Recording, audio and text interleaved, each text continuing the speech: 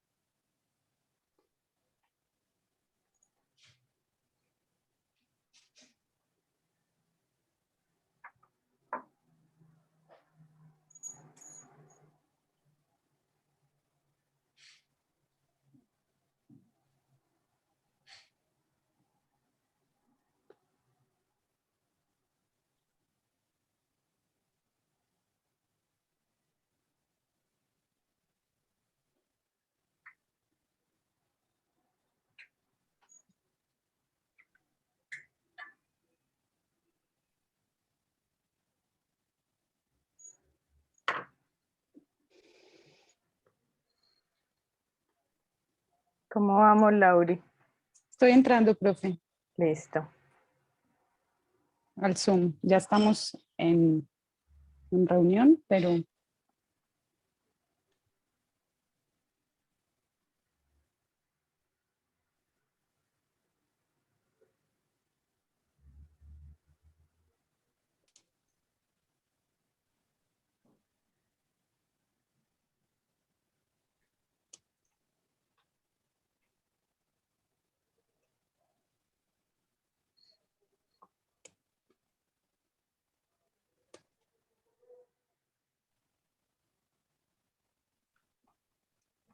listo, profe, estamos al aire.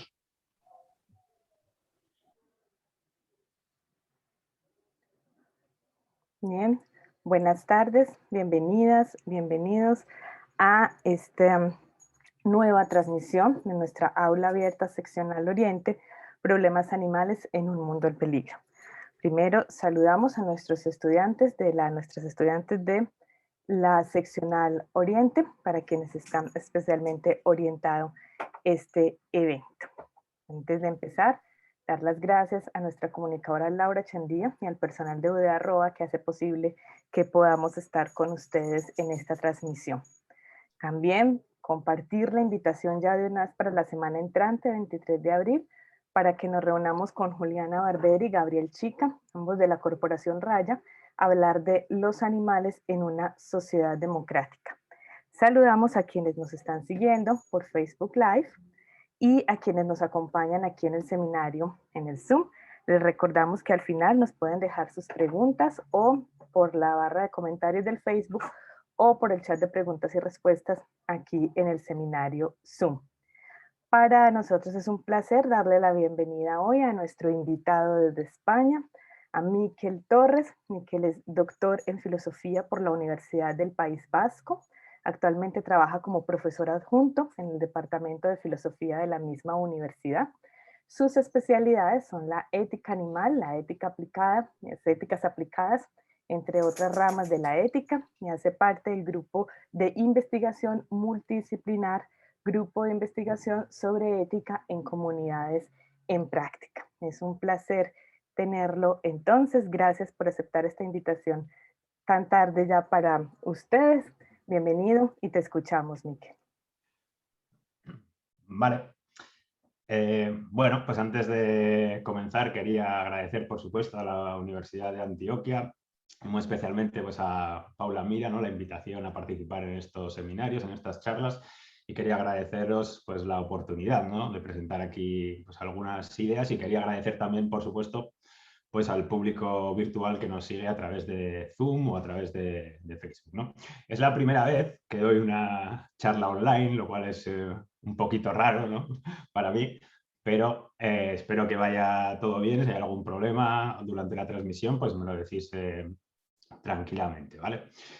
Y antes de comenzar, pues quería decir también que al final, bueno, yo entiendo fundamentalmente el conocimiento, ¿no? Pues como el diálogo, como el intercambio de ideas, y la filosofía, pues como una invitación a pensar juntos, ¿no? Entonces, aunque voy a intentar convenceros de algunas tesis o de algunas ideas, ¿no? Que voy a presentar en esta charla, obviamente yo no estoy en posesión de la verdad absoluta, ni muchísimo menos.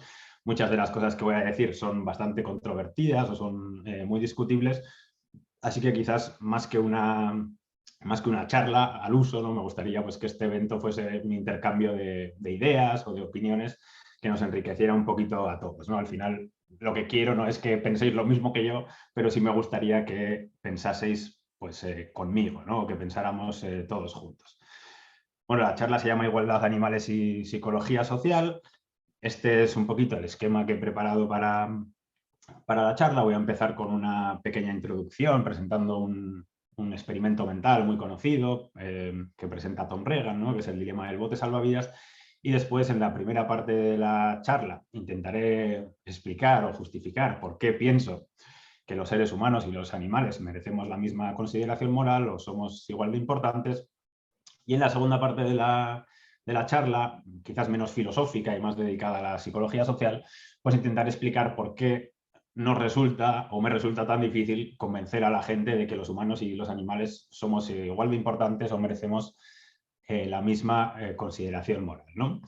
Y finalizaré la charla pues, con algunas conclusiones que creo que se pueden sacar de las ideas que iré presentando, y exponiendo dos problemas que no sé muy bien cómo solucionar y que quizás podáis ayudarme, por supuesto, o los podamos solucionar entre todos, aunque son problemas pues, complejos, ¿no? Bien, entonces, una de las cosas buenas que tiene la filosofía, creo, desde mi punto de vista, es que no necesitamos o no nos hacen falta pues, laboratorios, ¿no? Para hacer experimentos. Podemos hacer lo que se suele llamar experimentos mentales, ¿no? Y dentro de estos experimentos mentales, pues uno de los experimentos conocidos, uno de los dilemas conocidos es el dilema del bote salvavidas, ¿no? Que presentó el filósofo norteamericano Tom Regan en The Case for Animal Rights, su libro de 1983. Y el dilema viene a decir, o viene a ser el siguiente, ¿no? Regan nos dice, bueno, imaginemos que hay 5 supervivientes en un bote salvavidas. Debido a las limitaciones de peso y espacio, el bote solamente es capaz de soportar a 4 supervivientes. Todos pesan más o menos lo mismo, todos ocupan más o menos el mismo espacio. Y entonces Regan nos dice, 4 supervivientes son humanos adultos normales, el 5.º superviviente es un perro. Está claro que hay que tirar a uno de los supervivientes por la borda, porque si no todos van a morir, porque el bote salvavidas no aguanta el peso. La pregunta es, ¿a quién debería lanzarse por la borda, ¿no? cuando yo presento este dilema o este experimento mental, ¿no?, a los alumnos y las alumnas en mis clases, la mayoría de alumnos y alumnas responde intuitivamente, ¿no?, que ellos creen que la opción correcta es tirar al perro por la borda, ¿no?, en lugar de tirar a algunos de los seres humanos.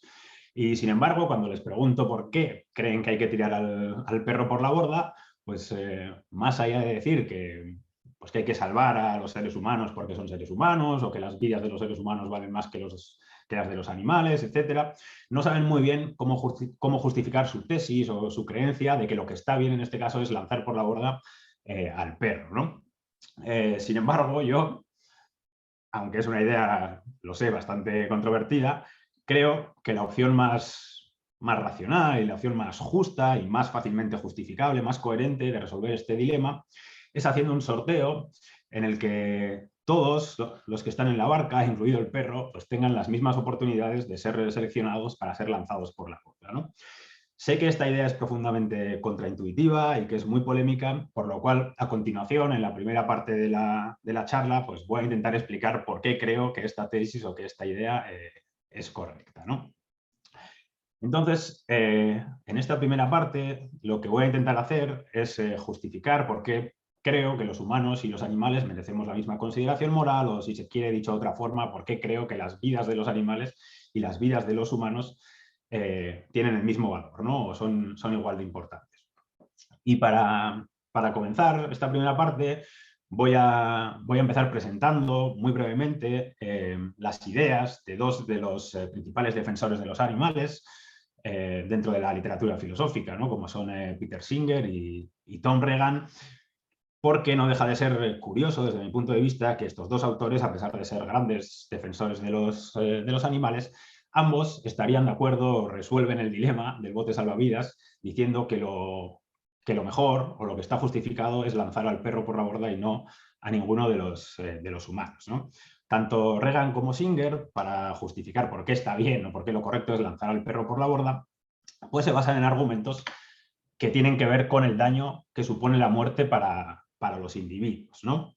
Entonces, Peter Singer, básicamente, en Liberación Animal y en otros textos, pues se mostraría partidario de lanzar por la borda al perro porque él cree que los humanos adultos normales, como somos seres autoconscientes, es decir, somos conscientes de nosotros mismos, esto hace que nosotros, que los humanos adultos normales, tengamos más intereses que los simples seres conscientes, como son muchos animales, como por ejemplo el perro, que no son conscientes de sí mismos, y por tanto, que los seres autoconscientes tenemos más intereses y que el hecho de que tengamos más intereses justifica que tiremos por la borda al perro en el dilema del bote salvavidas, ¿no? Entonces, básicamente, la tesis que defiende Singer es que la autoconsciencia, la capacidad de hacer planes y tener deseos y metas para el futuro, es moralmente relevante porque es importante a la hora de decidir el daño que supone la muerte, ¿no? Singer piensa que es peor matar a seres autoconscientes que matar a simplemente conscientes, porque los seres autoconscientes tenemos más intereses, dado que nuestra capacidad de prever el futuro hace que podamos tener intereses de cara al futuro, orientados al futuro, que un perro, por ejemplo, pues no puede tener, ¿no? Singer, como implicación práctica, resalta también, para que no se le tilde o no se le acuse de especista, ¿no?, que esta tesis o esta idea de que la autoconsciencia es moralmente importante implica también que las vidas de algunos animales valen más que las vidas de algunos humanos. Las vidas de algunos animales, si esos animales fueran autoconscientes o fueran pues seres autoconscientes, valdrían más que las vidas de los humanos, que simplemente son seres conscientes, ¿no? Y una cuestión interesante en relación con esto es que debemos darnos cuenta que la tesis de Singer tiene implicaciones también para la igualdad entre los seres humanos, ¿no? La tesis de Singer viene a decirnos también que las vidas de los humanos con capacidades cognitivas normales, como puede ser la autoconsciencia, valen más que las vidas de los humanos marginales o de los humanos con discapacidades cognitivas severas, que no son autoconscientes y que por tanto tienen menos intereses que nosotros y que por tanto sus vidas valen menos, ¿no? Estos serían los argumentos de Singer para lanzar por la borda, para justificar por qué estaría bien lanzar por la borda al perro en lugar de alguno de los humanos. Y Tom Regan, a pesar de que él construye su teoría de los derechos de los animales, ¿no?, en este libro, que es un libro fantástico, en The Case for Animal Rights, uno de los objetivos fundamentales de Regan es rechazar el utilitarismo de Peter Singer, ¿no?, y criticar las ideas de Singer. Regan, sin embargo, que es el que presenta el experimento mental del bote salvavidas, estaría de acuerdo con Singer, además por razones muy parecidas, en que lo que está bien o lo que estaría justificado en el caso del dilema del bote salvavidas sería lanzar al perro por la borda, ¿no? Para eso, Regan parte de distintas tesis, ¿no? La primera tesis que defiende es que, bueno, él está de acuerdo en que todos los individuos que están en la barca o en el bote salvavidas tienen el mismo valor, ¿vale? Y entonces, en principio, todos los individuos que están en la barca o en el bote salvavidas tienen el mismo derecho a no ser dañados, ¿no? Y sin embargo, él introduce la cláusula, muy parecida a la de Singer, de que la muerte supone un daño mayor para los humanos que para el perro o que para los animales. ¿Por qué? Porque Regan piensa, como Singer, que los daños que conlleva la muerte dependen de las oportunidades que impide, ¿no? Cuantas más oportunidades impide la muerte, pues mayor es el daño. Y como Regan, al igual que Singer, piensa que los humanos adultos normales, vamos a decirlo así, tenemos más oportunidades, por ejemplo, para el bienestar que los perros, pues por tanto la muerte sería un daño mayor para nosotros que para el perro, y por tanto estaría justificado tirar al perro por la borda, porque si se tirara alguno de los humanos sufriría más daños que los que sufre el perro, ¿no? De hecho, en un pasaje relativamente sorprendente, ¿no?, para un libro radical de defensa de los animales como el de Tom Regan, Regan no solo dice que estaría justificado tirar al perro, sino que además nos dice que no habría ningún tipo de diferencia en el caso del bote salvavidas si tuviésemos que elegir no entre un perro y uno de los humanos, sino entre cualquier número de perros y uno de los humanos. Es decir, Regan piensa que si tuviésemos que elegir lanzar por la borda a, yo qué sé, 100 o 1000 perros o a uno de los humanos, siempre deberíamos lanzar a los 100 o a los 1000 perros por la borda antes que a uno de los humanos, ¿no? Lo cual no deja de ser relativamente chocante en un libro de defensa de los derechos de los animales. Aunque Regan utiliza algunos argumentos interesantes y sofisticados para justificar su tesis, en los cuales no voy a entrar, ¿no?, ahora mismo. Bien, entonces, en contra de las tesis de Regan y de Singer, ¿no?, yo voy a intentar defender que la forma justa, como he comentado, a mi juicio, de resolver el dilema de la barca, pues es el sorteo, ¿no? Y voy a intentar defender esto porque creo que los humanos y los animales merecemos la misma consideración moral, o si se quiere de una forma más radical, que las vidas de los humanos y las vidas de los animales poseen el mismo valor, ¿no? Sin embargo, para intentar justificar esto, en lugar de centrarme en el problema filosófico, que es un problema muy interesante, del daño que la muerte supone para los individuos, como hacen Regan y Singer, lo que voy a hacer es emplear 3 principios básicos de la moralidad, o 3 principios que yo considero que son fundamentales, que son 3 principios que ha empleado o de los que ha partido muchas veces un filósofo como Mark Rowlands en algunos de sus libros y en algunos de sus textos, ¿no? Estos 3 principios básicos de la moralidad serían el principio de igualdad, el principio de merecimiento y el principio de relevancia. El principio de igualdad lo que vendría a decir es que todos los humanos merecemos la misma consideración moral, o si se quiere, que las vidas de todos los humanos valen lo mismo, ¿vale? Sería un principio de igualdad radical. El principio de merecimiento dice que nadie debe ser premiado o castigado por aquellos hechos o por aquellas acciones que están fuera de su control.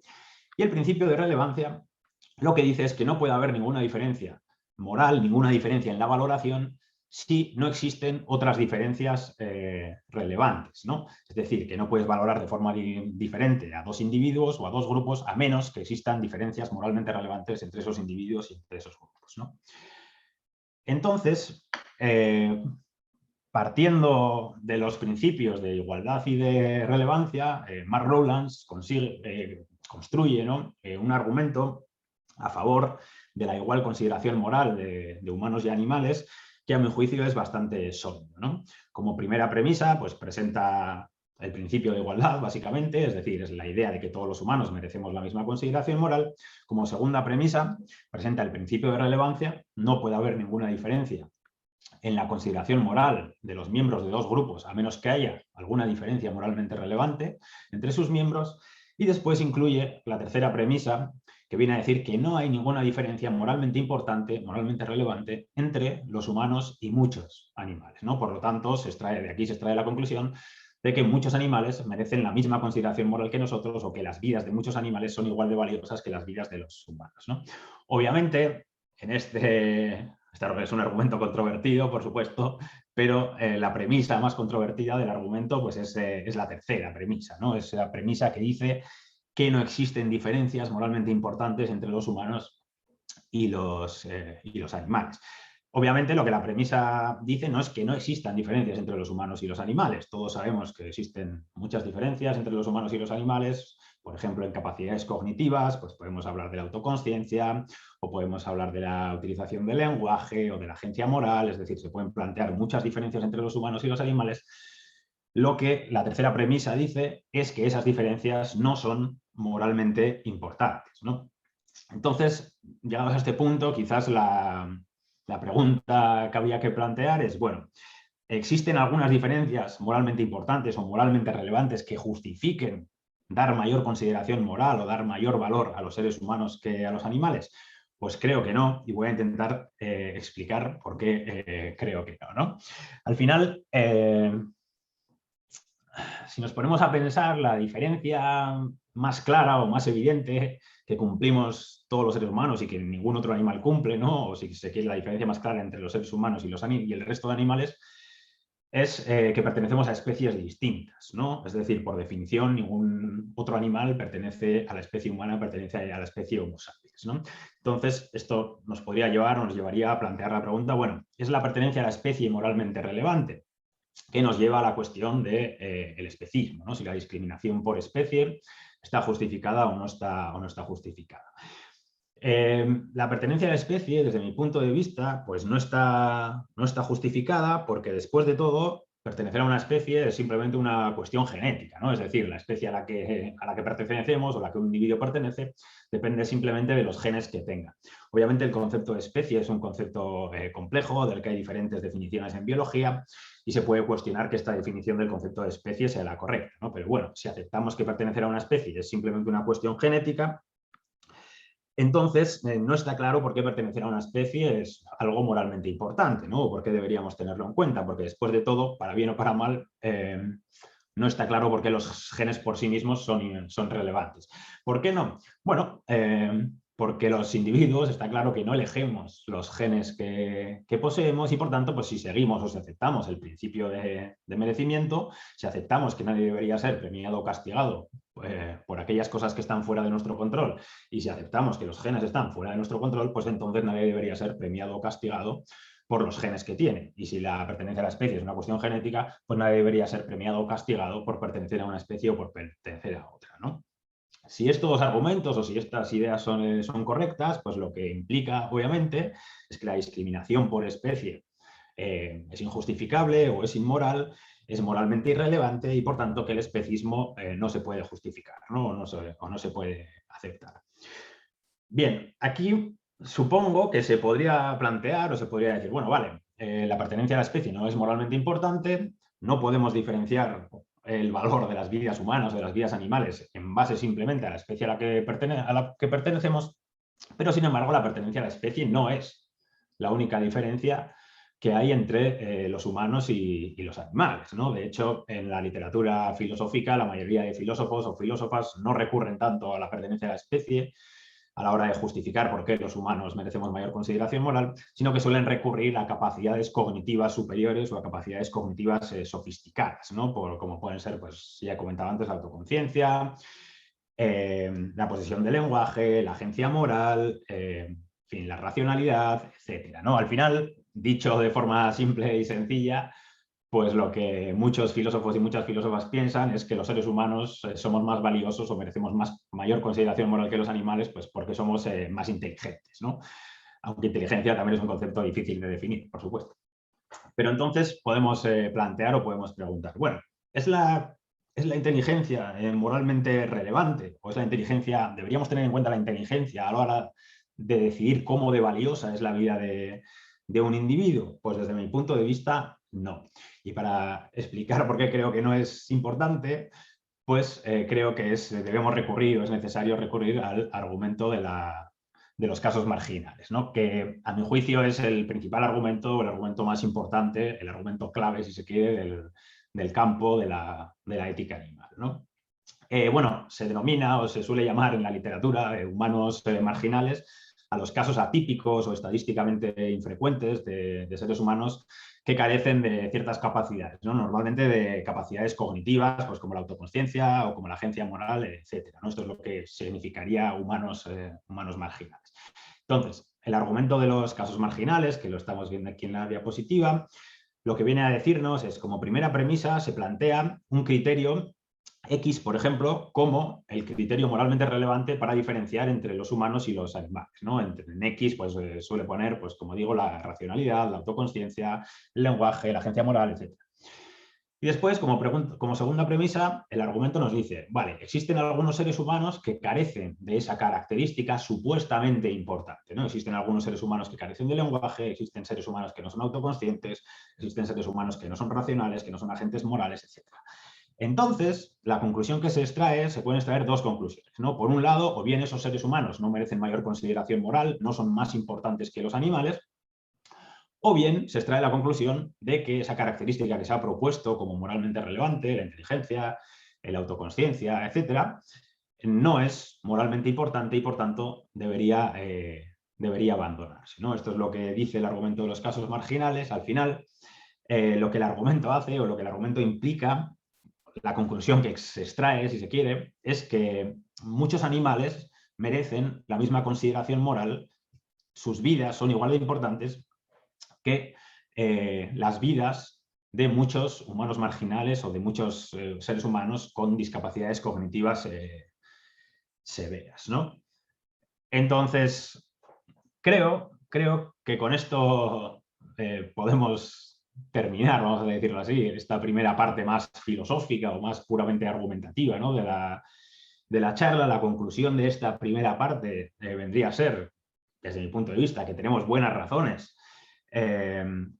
para pensar que los humanos y los animales merecemos la misma consideración moral, porque después de todo, si todos los humanos merecemos la misma consideración moral, como dice el principio de igualdad, y si según este argumento, si según el argumento de los casos marginales, pues muchos animales merecen la misma consideración moral que los humanos marginales, pues entonces está claro que muchos animales merecen la misma consideración moral o sus vidas son igual de importantes que nuestras vidas, ¿no? Que las vidas de los humanos adultos normales. Entonces, si estos argumentos son correctos, desde mi punto de vista, la forma correcta de solucionar o de resolver el dilema del bote salvavidas que plantea Reagan no es tirando al perro por la borda, sino que sería realizando un sorteo porque las vidas de los 5, de los 4 seres humanos y del perro pues valdrían lo mismo, ¿no? Esta es la conclusión controvertida, si se quiere, de esta primera parte de la charla, ¿no?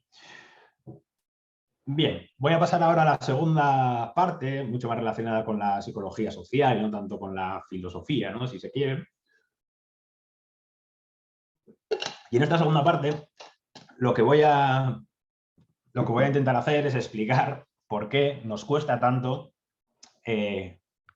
primero a nosotros mismos, aceptar los argumentos o las tesis que he defendido en la primera parte y por qué, obviamente, pues nos cuesta tanto convencer a la gente de que los seres humanos y los animales merecemos la misma consideración moral o que las vidas de los animales y las vidas de los humanos valen lo mismo, ¿no?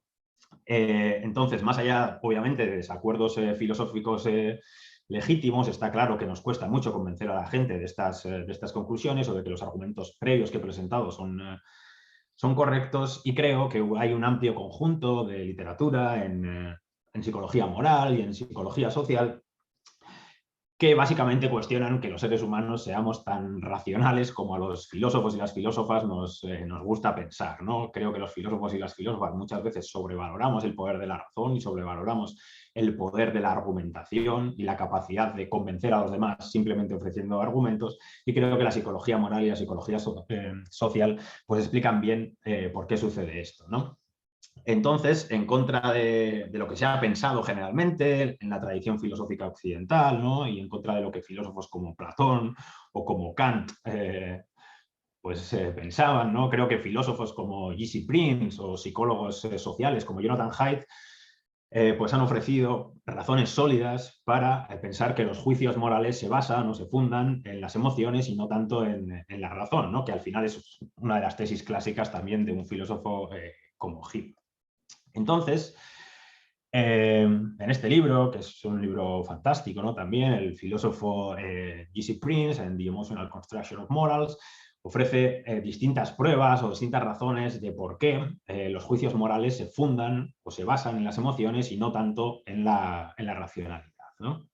La primera prueba que presenta Prince a favor de la tesis es que los juicios morales están acompañados de emociones. Para esto utiliza evidencias de resonancias magnéticas, ¿no? Entonces nos dice que cuando los seres humanos realizamos juicios morales, juicios sobre qué está bien y qué está mal, se activan las resonancias magnéticas, nos enseñan que se activan las partes del cerebro que se encargan de la regulación emocional y por tanto que los juicios morales está claro que están acompañados por las emociones, o está claro, al menos esto nos ofrece ciertas pruebas que se activen las partes del cerebro cuando asociadas con las emociones.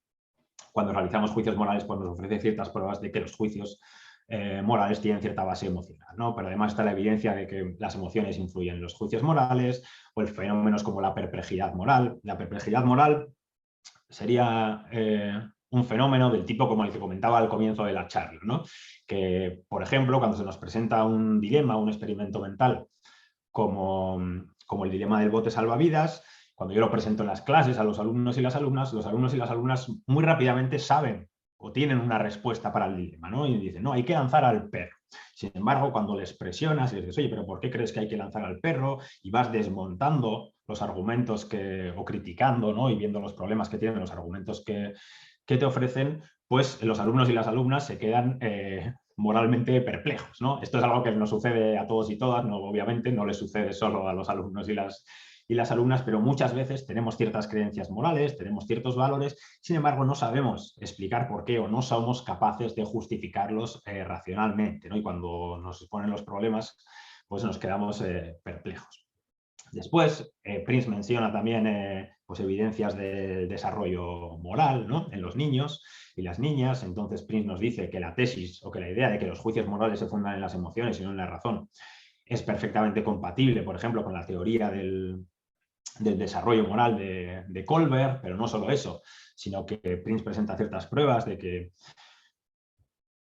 buena parte de la educación moral que damos a los niños y a las niñas consiste en educación emocional o se basa en buena medida en premios y en castigos emocionales.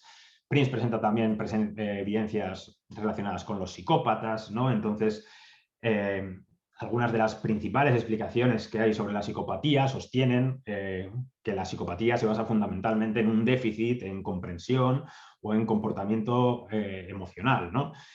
Que es decir, que muchos psicópatas, o algunos psicópatas al menos, se comportan de forma inmoral, pero que ese comportamiento inmoral se debe fundamentalmente a que la psicopatía implica la ausencia de ciertas emociones, muy particularmente algunas emociones morales, ¿no? Entonces, esto sería una evidencia también a favor de que los juicios morales pues, se fundan en las emociones y no se basan tanto en la razón, porque los psicópatas son perfectamente capaces de razonar como cualquiera, ¿no? Como cualquiera.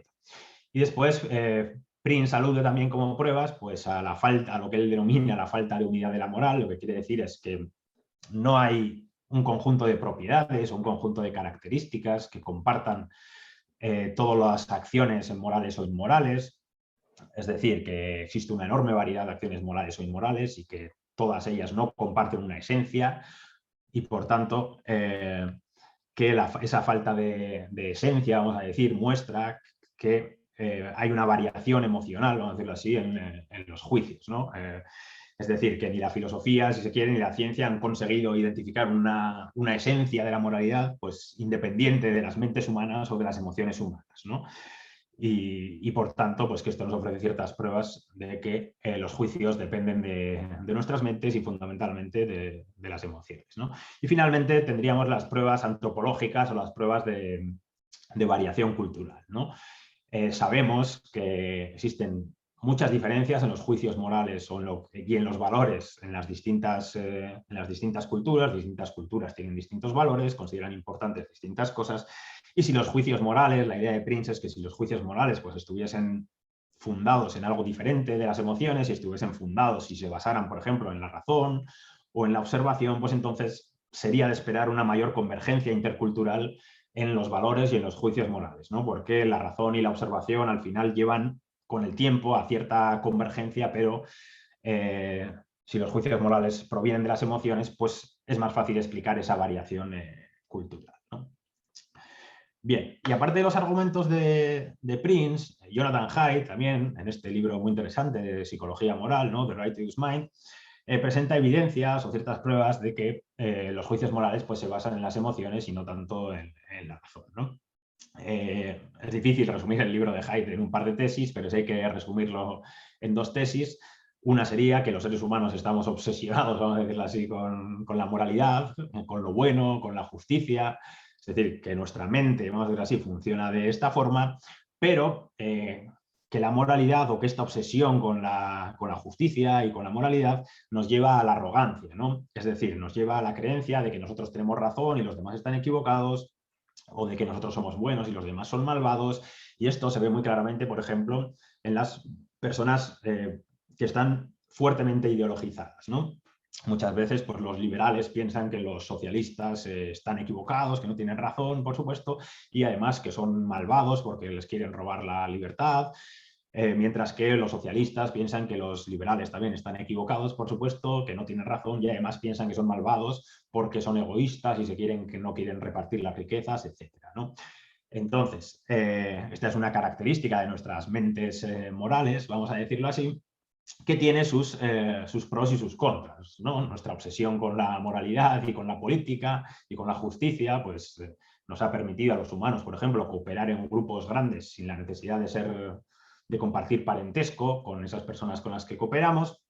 Los chimpancés, por ejemplo, cooperan en grupos también, pero solamente cooperan con los miembros de sus grupos y cooperan fundamentalmente con los miembros de su familia, ¿no? Sin embargo, nosotros, los humanos, cooperamos en grupos mucho más grandes, como por ejemplo en grupos de ideologías políticas, aunque cooperamos fundamentalmente con aquellos que están de acuerdo con nosotros, ¿no? Entonces, tiene de bueno que están ideológicamente, es decir, con aquellos que comparten nuestros valores, que comparten nuestras ideas morales, etcétera, ¿no? Entonces, esto tiene de bueno que nos permite cooperar o nos junta en ciertos grupos, pero también tiene de malo que nos lleva al tribalismo moral, ¿no? O que nos lleva a los conflictos morales y políticos de unos grupos contra otros, ¿no? Pues en nuestro caso serían pues, el conflicto entre especistas y antiespecistas, si se quiere, ¿no? Y suele ser muy típico, tanto dentro de los especistas, pensar que los antiespecistas somos unos locos, que estamos profundamente equivocados y que somos misántropos, que odiamos a los seres humanos, etcétera, y al revés, ¿no? En el campo de los antiespecistas, pues también suele haber bastante gente que suele pensar que los especistas están enormemente equivocados y que son enormemente malvados porque no tienen en cuenta a los animales, etcétera, ¿no? Entonces, estas características o esta forma de pensar, esta característica de nuestras mentes morales nos lleva también a conflictos o al tribalismo moral, ¿no? Entonces, en este libro Haidt presenta los que él considera los 3 grandes principios de la psicología moral. El primero es que la intuición viene primero y después viene el razonamiento. Esto estaría relacionado con la perplejidad moral, ¿no? Cuando se nos presenta un dilema, cualquier dilema, ¿no? Moral o cualquier experimento mental de este tipo, pero cuando se nos presenta un dilema como el dilema del bote salvavidas de Reagan, la solución la encontramos enormemente rápido. Es decir, pues hay que tirar al perro, ¿no? A mis alumnos y mis alumnas dicen, hay que lanzar al perro por la borda. Entonces, primero tenemos la respuesta, ¿no? Y después empezamos a buscar las razones que justifiquen esa respuesta, ¿no? Entonces, tenemos una respuesta emocional, tenemos una respuesta intuitiva de qué está bien y qué está mal, y después, mediante la razón, intentamos buscar las razones que justifiquen esa intuición o esa emoción, ¿no? El segundo gran principio, la segunda gran enseñanza de la psicología moral, según Haidt, sería que la moral no se reduce exclusivamente a los daños o a cuestiones de justicia. Con esto lo que Haidt quiere decir es que la moral liberal, si se quiere, no es la única moral aceptable, ni es la única moral que existe. Existen otros códigos morales que utilizan otro tipo de valores no tan centrados en el daño, sino, por ejemplo, centrados en la pureza o centrados en la lealtad. Y el tercer gran principio de la psicología moral, según Haidt, es que la moral nos une y nos ciega, ¿no? La moral nos une a aquellos que piensan como nosotros y, sin embargo, nos ciega a las razones, a los valores de aquellos que no piensan como nosotros, ¿no? Y hay que tener cuidado un poquito con este fenómeno. Y esto se explica bien por el hecho de que los juicios morales o la moralidad y la política tienen una enorme carga emocional, ¿no? Las discusiones sobre moral y sobre política muchas veces son discusiones acaloradas porque tienen una gran carga emocional, no son simplemente una cuestión de razones y de argumentos. Bien, en un libro muy interesante también, la psicóloga social Melanie Joy, en el libro ¿Por qué vamos a los perros, nos comemos a los cerdos y nos vestimos con las vacas?, lo que hace es aplicar ciertas cuestiones bien conocidas, ¿no? O ciertos temas bien conocidos de psicología social, pues a la ética animal, ¿no? Joy se centra mucho en el consumo de carne, en lo que ella llama el carnismo. Lo que a ella le interesa es fundamentalmente estudiar o analizar qué sucede cuando clasificamos, por ejemplo, a unos animales como comestibles y a otros como no comestibles, qué tipo de consecuencias psicológicas tiene que le pongamos una etiqueta a un animal o que le pongamos otra. Entonces, esto no deja de ser sorprendente, ¿no? Por ejemplo, nosotros, o generalmente en las sociedades occidentales, no comemos perro, y si nos sacaran un plato de carne, por ejemplo, para comer, y de repente estuviéramos comiendo y nos dijeran que es carne de perro, probablemente nuestra reacción sería una reacción emocional de asco y nos daría pues una arcada o algo de este tipo, ¿no? Sin embargo, si nos dicen que es ternera o cerdo o cosas de estas, que sí se comen en nuestra cultura, pues no tenemos ningún problema, ¿no? No tenemos ningún problema, a pesar de que los perros y los cerdos no sean animales en sí mismos o individuos tan diferentes. Es decir, ambos sean animales con capacidad de sentir, que pueden sufrir, y sin embargo muchas veces pensamos que está bien o que no hay ningún problema en comerse a los cerdos o a las terneras, y sin embargo nadie o prácticamente nadie se comería un perro, ¿no? Entonces, ¿cómo se puede explicar esta distinción cuando después de todo tanto los perros como las vacas o los cerdos comparten propiedades moralmente relevantes como el sufrimiento, ¿no? Pues entonces Joy explica estos procesos de clasificación mediante la anestesia emocional, ¿no? Nos dice, bueno, cuando comemos cosas que hemos etiquetado como comestibles, que como podrían ser pues cerdos o ternera, cosas de estas, desconectamos tanto mental como emocionalmente, tanto de nuestra experiencia. Es decir, dejamos de reconocer a esos animales como seres que sufren, como seres que tienen intereses, etcétera, que sí reconocemos, por ejemplo, en el caso del perro, desconectamos emocionalmente de esos animales, y por tanto eso nos permite comérnoslos, vamos a decirlo así, con la conciencia tranquila, ¿no? ¿Y cómo se hace esto? Bueno, básicamente la anestesia emocional lo que implica es la transformación de la empatía en apatía, ¿no? Ya no con los perros nos identificamos, o con ciertos animales de compañía nos identificamos, los consideramos,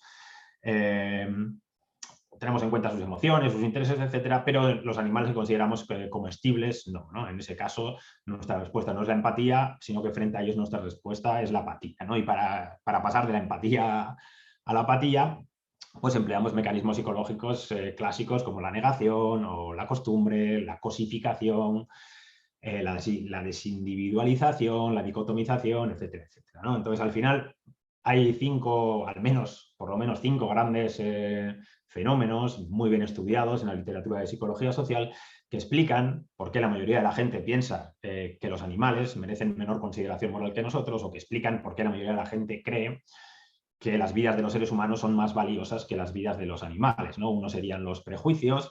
Es lo que se nos ha enseñado siempre, que los seres humanos valemos muchísimo más o somos mucho más importantes que los animales, y entonces lo que la mayoría de la gente hacemos es no pensar básicamente en ello, simplemente lo aceptamos de forma completamente acrítica y ya está, ¿no? Otro fenómeno muy bien estudiado en psicología social, al menos desde los años 60, con los experimentos de Asch, etcétera, es el conformismo, que es relevante también para la ética animal, porque después de todo, como la mayoría de la gente a nuestro alrededor, ¿no?, piensa que los seres humanos somos más valiosos que los animales, que no hay ningún problema en comer animales, pues entonces lo que hacemos es conformarnos, que viene a ser básicamente pues hacer lo mismo que hace la mayoría, ¿no? Esto es básicamente el conformismo. Entonces, como la mayoría piensa que los humanos somos más valiosos que los animales, pues aceptamos esa creencia con todas sus implicaciones, ¿no? Después estaría también pues un fenómeno como la obediencia a la autoridad, ¿no?, que los estudios clásicos son los de Milgram en psicología social, pero la obediencia a la autoridad es también relevante porque después de todo, cuando somos pequeños y pequeñas, pues nuestros padres o nuestras madres, las que tienen autoridad sobre nosotros, ¿no? O cuando vamos al al colegio, al comedor o al instituto, al comedor del instituto, pues las personas que reparten la comida, los profesores y las profesoras, etcétera, por ejemplo, nos enseñan que hay que comer de todo, ¿no? Y que, por tanto, tendemos a obedecer esa especie de orden o obedecemos a esa autoridad. Decimos, vale, si hay que comer de todo, pues entonces también tendremos que comer ternera, pollo, cerdo, etcétera, ¿no? Y después, obviamente, hay también fenómenos relacionados con la educación. En los libros de secundaria, por ejemplo, de valores éticos, al menos aquí en España, muchas veces o muchos de esos libros defienden abiertamente, de forma completamente acrítica, pues ideas especistas o ideas la idea de que los seres humanos somos mucho más valiosos que los animales. Es lo que enseñamos, o lo que enseñan incluso los libros de texto en una asignatura como valores éticos, que de hecho es el tema 1 de todos los libros, ¿no? Las diferencias entre los humanos y los animales y por qué los humanos somos más importantes que los animales. Suele ser el primer tema en la mayoría de los libros de texto de valores éticos, por ejemplo.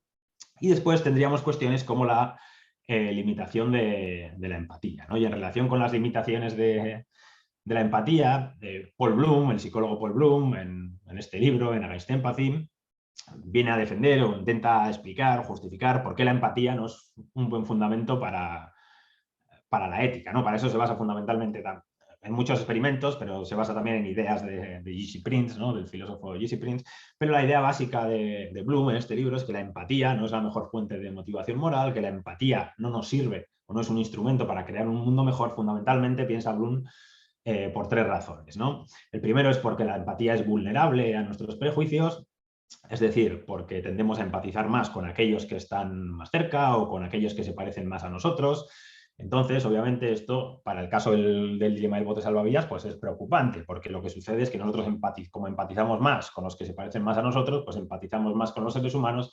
Entonces nos parece más justificable lanzar por la borda al perro, que es más diferente a nosotros, que a los seres humanos que empatizamos más con ellos, ¿no? Pero claro, esto sucede también con otro tipo de prejuicios que consideramos injustificables, ¿no? Como los prejuicios racistas o sexistas, etc. La segunda razón que da Bloom en contra de la empatía es que la empatía es insensible a las estadísticas, es decir, que concede preferencia a los sufrimientos de individuos particulares antes que a los datos abstractos o generales, ¿no? Es lo que se suele llamar en psicología social el efecto de la víctima identificable, que han estudiado bien, pues, Paul Slovic y otros psicólogos, ¿no?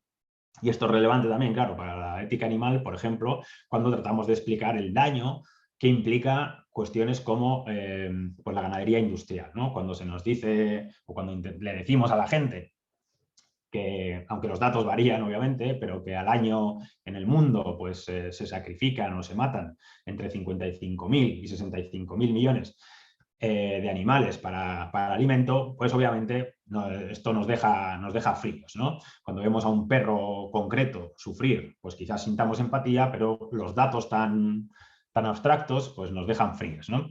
Se suele atribuir, ¿no? a Stalin una frase muy conocida, aunque probablemente sea apócrifa, que es esta idea de una muerte es una tragedia, 1 millón de muertos es una estadística, ¿no? Pues esto vendría a ser la idea, ¿no? La empatía es insensible o es vulnerable, bueno, es insensible al número, ¿no? O a las estadísticas. Y después, el tercer argumento de Bloom en contra de la empatía es que concede la preferencia al corto plazo antes que a largo plazo, ¿no? Si se quiere, que la empatía concede preferencia a menores beneficios a corto plazo antes que a mayores beneficios a largo plazo. Entonces, si aceptamos que la empatía es importante y es uno de los pilares fundamentales de la moralidad, que es una tesis que han defendido, por ejemplo, primatólogos como De Waal, pero también algunos otros filósofos y filósofas, pues entonces estas limitaciones de la empatía que menciona Bloom, o estas críticas a la empatía, ¿no? que hace Bloom, explican también por qué tenemos problemas para aceptar la conclusión de que las vidas de los humanos y las vidas de los animales pues valen lo mismo, o por qué los humanos y los animales merecemos la misma consideración moral, ¿no? Dado que tendemos a empatizar mucho más fácil con otros seres humanos que con los animales. Bien, pues para terminar me gustaría hacer un pequeño resumen quizás, ¿no? Con las principales conclusiones o con algunas de las principales conclusiones que creo que se pueden sacar de la charla o de las cosas que he ido comentando, y que quisiera terminar señalando un par de problemas que no sé bien cómo resolver, ¿no? Y que quizás entre todos se nos pueda ocurrir alguna forma de resolverlos, aunque son problemas complejos, difíciles de resolver, ¿eh? Entonces, ¿qué conclusiones se pueden sacar de todo esto, ¿no? Bueno, en primer lugar, pues podemos sacar la conclusión de que si todos los humanos merecemos la misma consideración moral y si aceptamos los tres principios básicos de la moralidad, ¿no? El principio de igualdad, el de merecimiento y el de relevancia, pues si a esto le sumamos, le aplicamos el argumento de los casos marginales, pues entonces tenemos que concluir, tenemos muy buenas razones para concluir que muchos animales se merecen la misma consideración moral que nosotros o que los humanos adultos normales, ¿no? Si las vidas de los animales valen lo mismo que las vidas de los humanos, pues entonces está claro que el especismo es inmoral, ¿no? O que la discriminación por especie es injustificable. Si los animales merecen la misma consideración moral que merecemos los seres humanos, pues entonces creo que mi idea de que la forma racional, justa, coherente de resolver el dilema del bote salvavidas que plantea Tom Regan, que la forma coherente y justa de resolverlo es haciendo un sorteo en el que todos tengan las mismas oportunidades de ser seleccionados, pues no es una idea quizás tan descabellada como pueda parecer, ¿no? Al menos argumentativamente o filosóficamente hablando.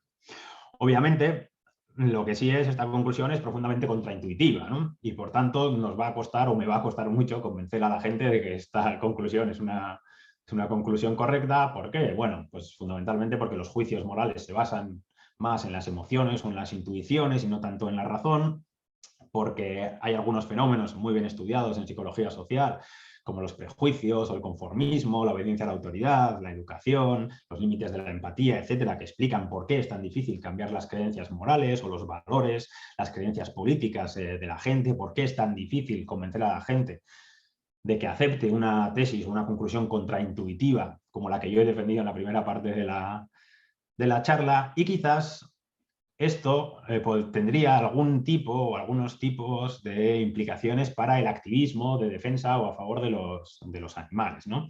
Creo que la idea de que los humanos y los animales somos igual de importantes o que merecemos la misma consideración moral es claramente una idea radical, es una idea contraintuitiva, pero creo que tenemos buenas razones para defenderla y por tanto no creo que tengamos que renunciar a esta idea, pero quizás sí que los descubrimientos o las pruebas de psicología moral, en psicología social, nos llevan quizás a que deberíamos preferir un activismo a favor de los animales quizás más humilde o más tolerante y no tan radical, ¿no? Un enfoque, si se quiere, más pragmático, no uno tan idealista, y desde luego que no deberíamos caer en realizar valoraciones, por ejemplo, según la cual pues, las personas que son especistas son malvadas o no tienen razón. Es decir, yo creo que tenemos buenas razones para defender lo que estoy defendiendo en esta charla, pero no creo que tenga la razón absoluta. Creo que hay algunas cosas o bastantes cosas que son bastante controvertidas y por tanto creo que el diálogo y, en fin, un enfoque, vamos a decirlo así, más humilde y menos confrontacional, si se quiere, pues es un enfoque apropiado para el activismo a favor de los animales, ¿no? Y ya para terminar, pues quiero presentar un par de problemas o de agujeros, si se quiere, en la justificación, en la fundamentación de las cosas que he comentado.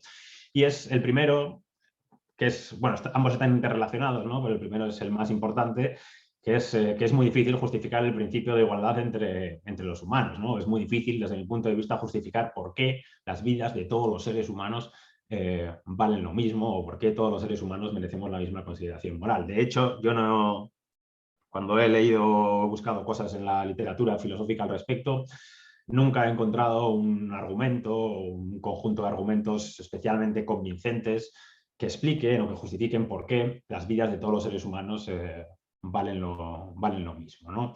Hay propuestas, por supuesto, desde la dignidad a otro tipo de propuestas, pero creo que todas son bastante problemáticas. Entonces creo que es muy difícil justificar por qué todos los seres humanos merecemos la misma consideración moral.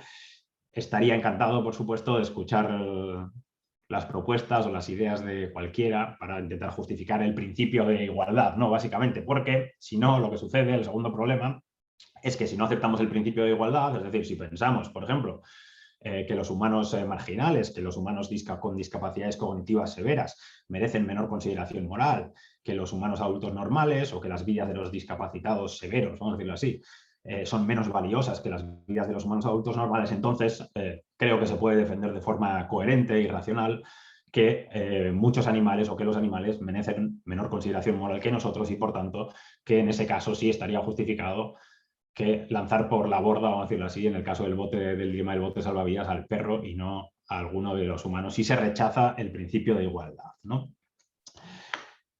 Aquí os dejo alguna parte de las referencias bibliográficas que yo he utilizado para preparar esta charla, no son todos textos bien conocidos.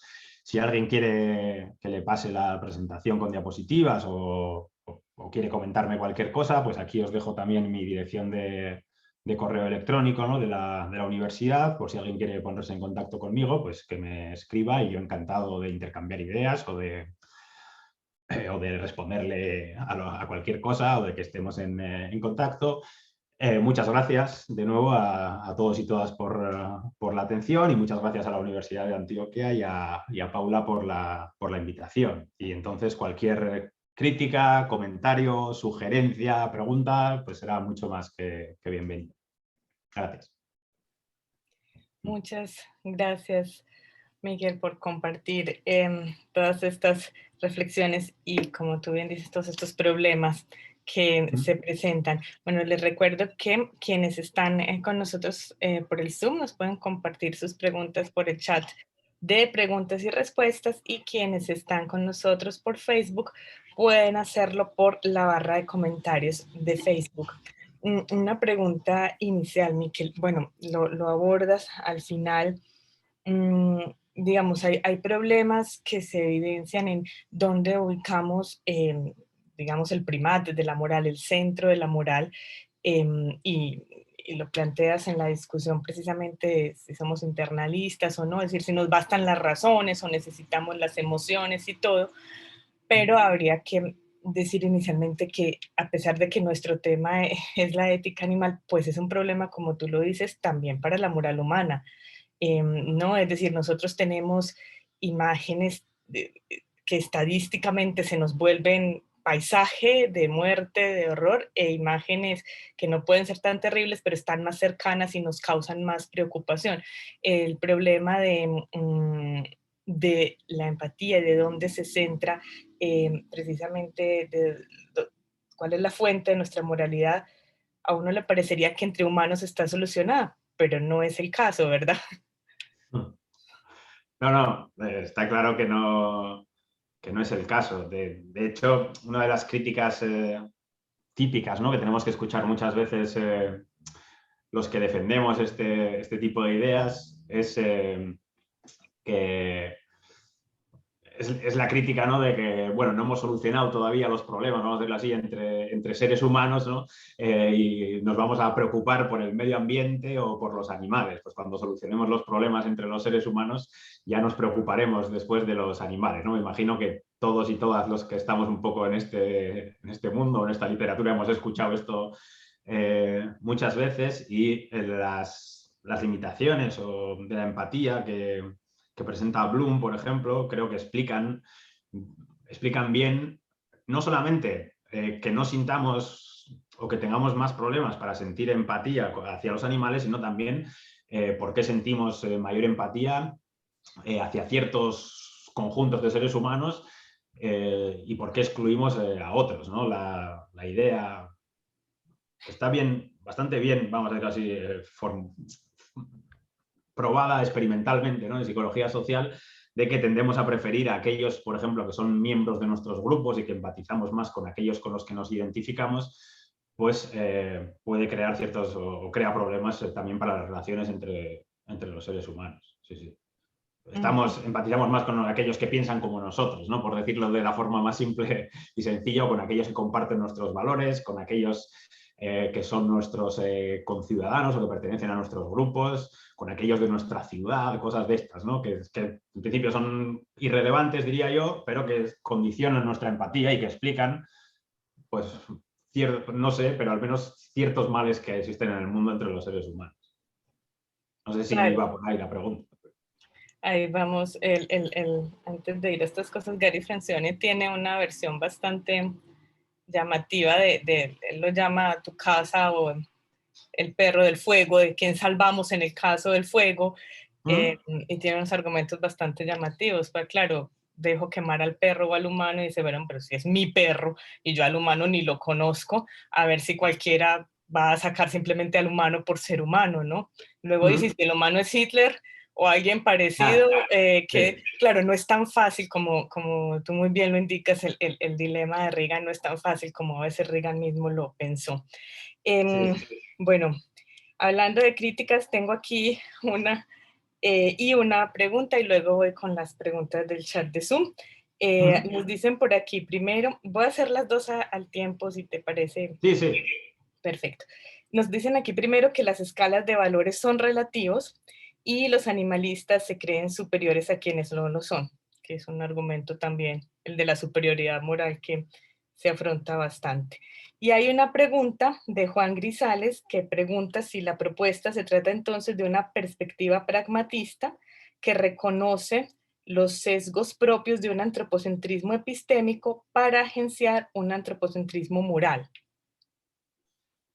Vale, a ver, la primera pregunta, que era, o por lo que he entendido, era básicamente una defensa o una afirmación del relativismo moral, o que las escalas de valores son relativas. Con esta tesis no tengo personalmente ningún problema, estoy completamente de acuerdo. Yo estoy de acuerdo con el relativismo moral, lo cual no quiere decir que no se pueda discutir sobre cuestiones morales, pero lo que sí quiere decir es que hay cierto tipo de valoración inicial, al menos, o cierto tipo de valoración inicial, que si no se comparte, no se puede, vamos a decir así, no se puede discutir racionalmente sobre moralidad, ¿no? Entonces, yo creo que tenemos buenas pruebas a favor del relativismo moral, entonces no tengo problema con ello. Que hay animalistas o partidarios de la ética animal que se creen superiores a los especistas o a otra gente, por supuesto, como sucede en cualquier otro grupo, en cualquier otra ideología, o en cualquier otro conjunto ético. Pero eso es más una cuestión de actitud, quiero decir, o sea, eso no quiere decir que los argumentos sean malos.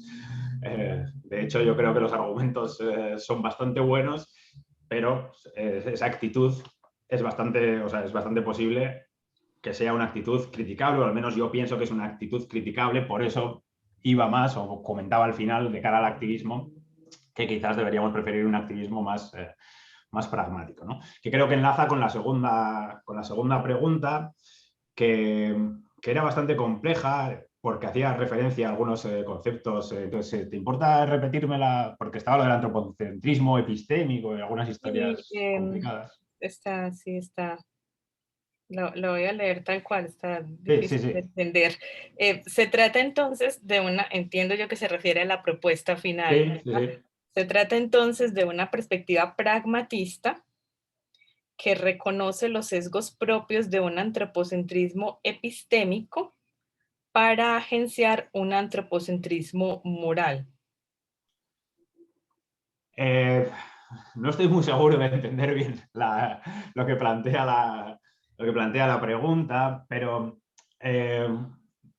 yo no he reflexionado demasiado, las cosas como son, sobre los distintos modos de activismo, ¿no?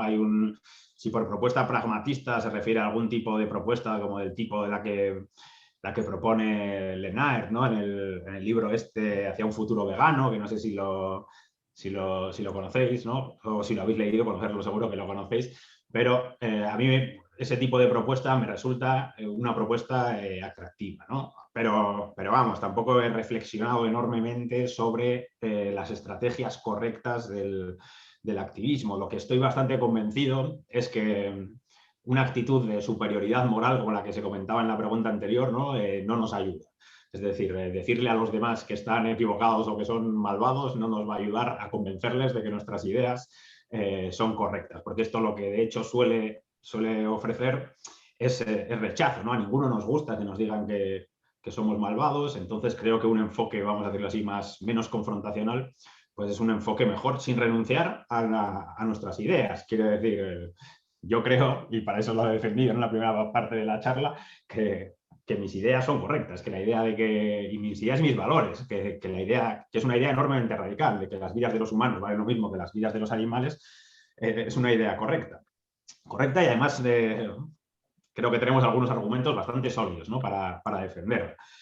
Sobre el antropocentrismo epistémico, yo diría, aunque habría que ver a qué se refiere esto, pero yo diría que es inevitable. Nosotros solamente podemos ver el mundo desde la perspectiva de los seres humanos, lo cual no quiere decir que a mi juicio, que el antropocentrismo epistémico implique antropocentrismo moral, ¿no? Si entendemos por antropocentrismo moral al menos la idea de que los seres humanos somos las cosas más importantes que existen en el mundo, ¿no? Entonces creo que son dos problemas o dos cuestiones diferentes. Una cosa es el antropocentrismo epistémico, todos los instrumentos que nosotros creamos, incluida la ciencia, por supuesto, pero me da igual la ciencia, la literatura o lo que se quiera poner aquí, para conocer el mundo, para conocer las vidas de los animales o cómo son las mentes de los animales, por ejemplo, cosas de este tipo, son instrumentos humanos.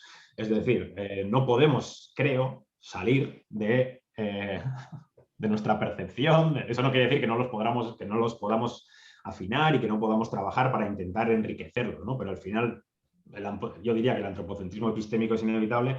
El antropocentrismo moral, la idea de que los seres humanos somos las cosas más importantes que existe en el universo, yo diría que es una tesis equivocada por las razones que he presentado aquí, ¿no? Con esto no quiere decir que los seres humanos no seamos importantes, lo que quiere decir es que los seres humanos no somos las cosas más importantes que existen, sino que somos los seres humanos y muchos animales, si se quiere, somos las cosas más importantes que existen, ¿no? O al menos más importantes que las cosas que no sienten o que no son conscientes. Pero bueno, son tesis discutibles, claro. Pero sí, creo que si Juan es el que piensa, creo que hace la diferencia, va la diferencia por ese lado entre un antropocentrismo epistémico, de ese, nuestro lugar inevitable en el mundo, la falibilidad con la que vemos el mundo y es nuestra perspectiva con la que juzgamos el mundo, que es, como muy bien lo has explicado, muy distinto al moral. El profesor Enrique Terán, de Argentina, que está con nosotros en el Zoom, dice, en primer lugar, felicitaciones por la presentación y didáctica.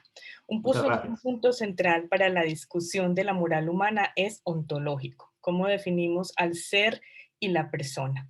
Motivo de fuerte discusión filosófica. Otro aspecto de interés para abordar es el de ubicar la cuestión de las posturas especistas y no especistas en el contexto de la diversidad zoológica, del amplio abanico de linajes animales. ¿Cuáles son, por ejemplo, tus ideas sobre persona, concepto de persona, aplicado a animal? El animal. Sí, en mi tesis, en mi tesis doctoral, ¿no?, yo dediqué una parte muy pequeñita, básicamente, a defender, basándome en argumentos de David de Gracia, en Taking Animal Seriously, que el concepto de persona, dicho así de forma rápida y radical, no sirve para nada, ¿no? Es decir, que el concepto de persona siempre se puede sustituir por algún otro concepto más preciso o que nos ayude a avanzar en la discusión, ¿no? Obviamente está todo en el campo de la ética animal, hay bastante literatura sobre el concepto de persona y sobre si los grandes simios son personas, con el proyecto de Gran Simio y todas estas cosas, ¿no? Pero al final yo diría que siguiendo a de Gracia, que el concepto de persona no es especialmente importante, porque además el concepto de persona suele hacer referencia a las capacidades cognitivas, ¿no? Es decir, tendemos a pensar que una persona, o que las cosas que son personas son cosas que son cognitivamente sofisticadas. Por eso se quiere aplicar el concepto de persona, por ejemplo, a los grandes simios o a los delfines o a elefantes, es decir, animales que poseen ciertas capacidades cognitivas sofisticadas, que pueden ser más o menos similares a las capacidades cognitivas humanas, pero yo qué sé, si por ejemplo un perro aceptamos que no es una persona, que no tiene esas capacidades cognitivas, que no es autoconsciente, por ejemplo, o que carece de agencia moral o cosas de este tipo, yo diría que en términos morales o éticos no importa absolutamente nada. Yo diría que si una cosa sufre o es consciente,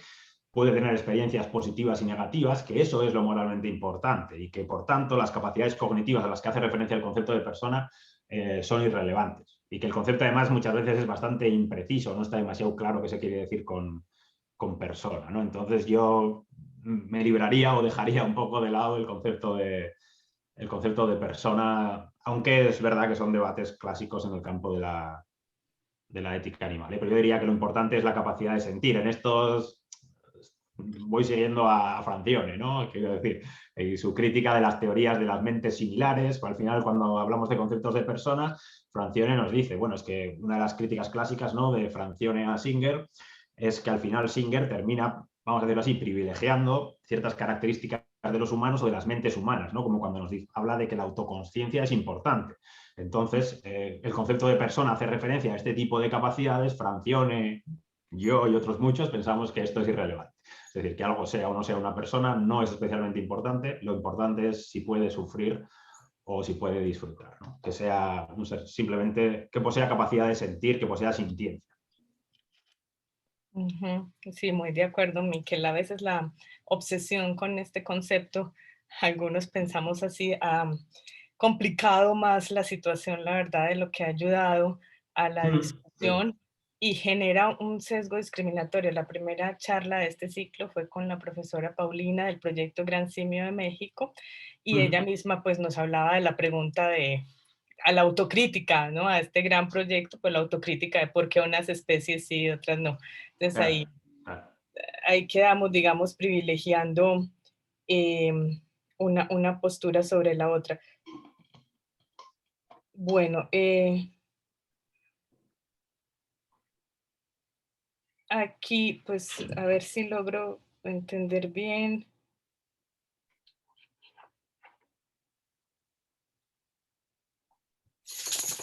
Preguntaba precisamente por el agenciamiento en un sentido pragmatista, como parece desprenderse de su propuesta, de ese antropocentrismo, no epistémico, pero no moral, sino moral. Bueno, le entiendo a Juan que está especificando su pregunta.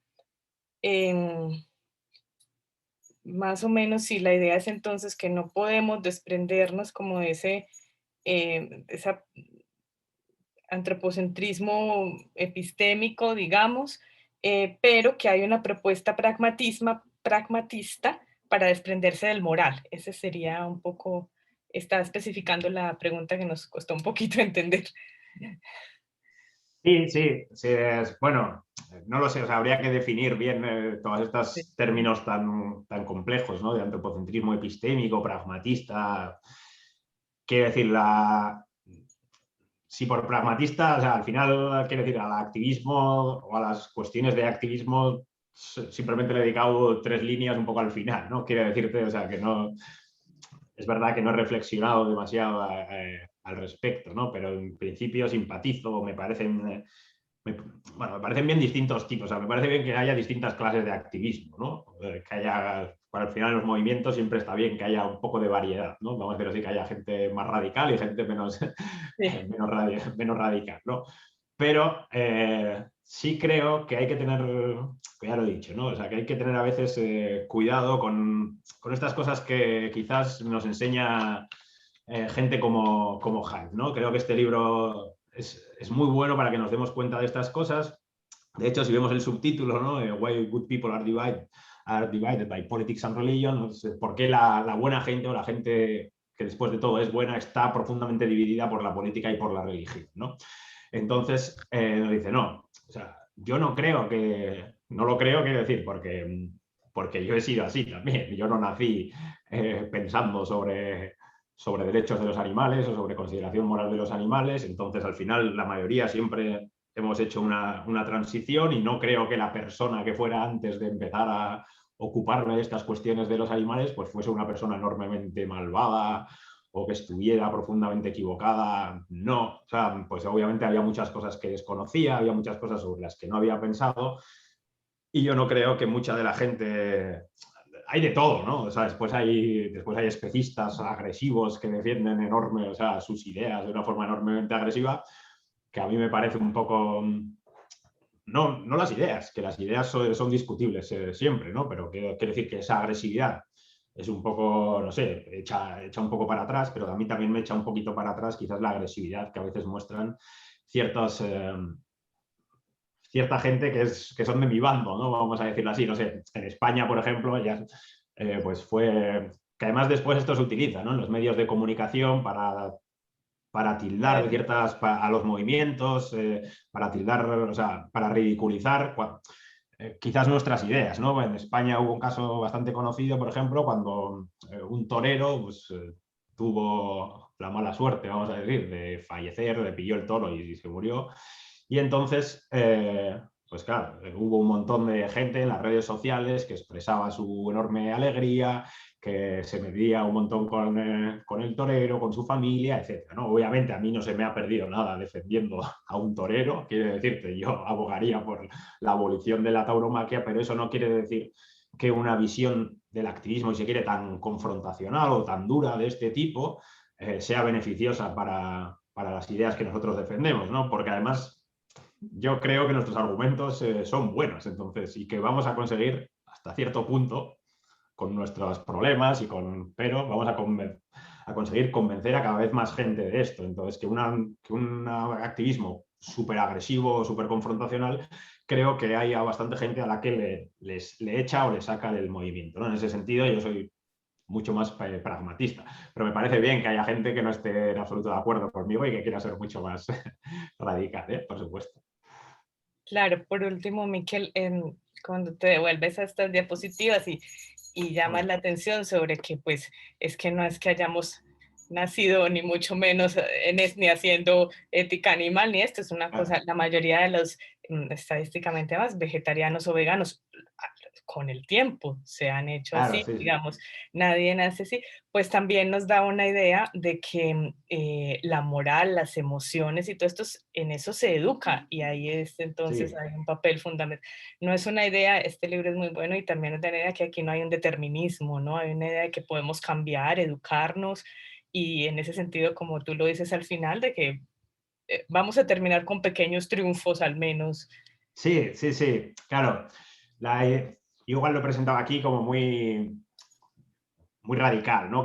Muy radical, que digo que para las charlas está bien, ¿no? Esto de que los juicios morales se fundan en las emociones, pero como comentas muy bien, Paula, las emociones obviamente se educan y el hecho de que sea muy difícil, que esto es cierto y nos pasa a todos, a todos y todas, ¿no? Que sea muy difícil cambiar las creencias y los valores morales de la gente, no quiere decir que no se pueda hacer y no quiere decir que no evolucionemos moralmente, ¿no? Porque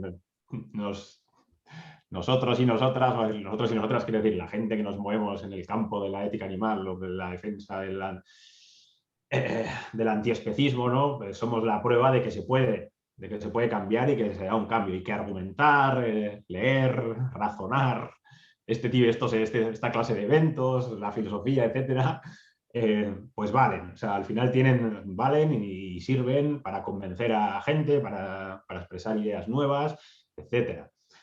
Pero también creo que hay que ser consciente pues, de que los problemas a los que nos enfrentamos son difíciles, ¿no? Es que esto nos crea... A mí me pasa muchas veces, ¿no? Que supongo que nos pasa a todos y todas. Dices, joder, si está clarísimo, que esto lo explica bien Jaime, ¿no? Si está clarísimo que tengo razón, ¿por qué no me hace caso la gente, ¿no? O sea, si es que he presentado unos argumentos buenísimos, bueno, es que o sea, no somos nosotros tampoco, o sea, ninguno, somos tan racionales como a los filósofos nos gusta pensar, claro. A los filósofos nos gusta pensar porque es nuestro negocio, ¿no? Si se quiere, que argumentando, que discutiendo, con razones, convencemos a la gente. Pero seamos sinceros, a mucha gente los argumentos y estas cosas, los textos, pues le dan absolutamente igual.